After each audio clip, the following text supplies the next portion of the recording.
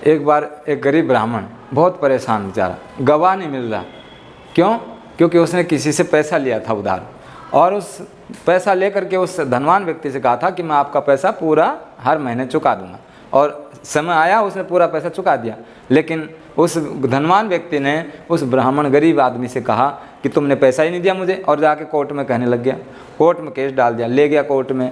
वो बेचारा जा कर के वहाँ न्यायाधीश को कहने लगा कि मैंने पैसे लौटा दिए। अब न्यायाधीश पूछता कि किसके सामने लौटाए, कौन है?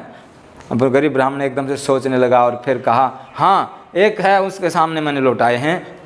वो कौन है? तो कहा जो सर्वव्यापक, सब जगह रहता है वो। और फिर कहा कि उसके नाम से वारंट जारी कर दिए न्यायाधीश ने।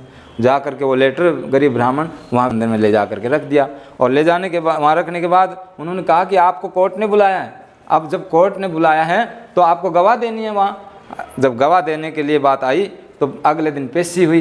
पेशी में ही वो ब्राह्मण बेचारा जा करके न्यायाधीश के सामने पेश होते हैं, और होने के बाद सोचते हैं कि भाई गवाह, तो गवाह का नाम आते ही और वहाँ पर एक बूढ़ा व्यक्ति प्रकट हो जाता है, और फिर उससे पूछा जाता है कि क्या आपने इनके पैसे लौटाते हुए देखा? तो उस बूढ़े व्यक्ति ने कहा, हाँ मैंने देखा, इन्होंने सारा पैसा मेरे सामने लिया और वापस किया। तो ये कैसे झूठे हो सकते? झूठा ये व्यक्ति है जो धनवान है।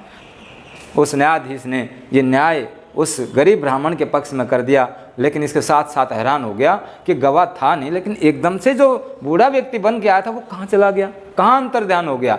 इसका मतलब न्यायाधीश के अंदर भी भगवान जग गया, और उसने हमेशा के लिए उस न्यायाधीश के पद से इस्तीफा दे दिया। जाकर जंगल में तपस्या करने लगे। वहाँ जब कहीं गए हैं तो बिहारी जी के मंदिर में बैठ करके उन्होंने अपने आप को नतमस्तक किया और भगवान से माफ़ी मांगी कि आज तक अगर मुझसे कोई गलती हुई है तो उसे माफ़ कर दे। तो आइए हम ये सोचते रहते हैं कि क्या हमें न्याय मिलेगा, क्या हमें कोई हमारे सबूतों का कोई गवाह बनेगा। अरे मत बनो कोई व्यक्ति, लेकिन ईश्वर है, वो सबको देखता है, सबके साथ है। इसलिए अकेले मत समझो, जहाँ भी जाओ ईश्वर साथ है।